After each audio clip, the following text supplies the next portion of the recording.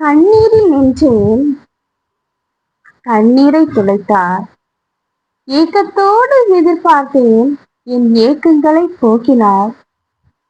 ஆழ்மனதில் காயத்தை அறிந்தார், நான் இருக்கேன் என்றார். துணையாய் வந்தார், துணிச்சலை தந்தார்.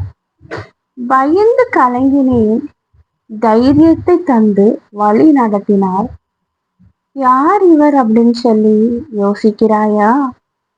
அவர்தான் கல்வாரி சிலுவை நாயகன், நம் இயேசு கிறிஸ்து. காயப்பட்டு இரத்தம் சிந்தி நமக்காக மரித்தவர். நம் அன்பு மிகுந்த தேவன், அதிசயத்தின் தேவன், கருணையின் ஊற்று, கண்கலக்கத்தை போக்கும் நல்ல ஒரு தேவன்.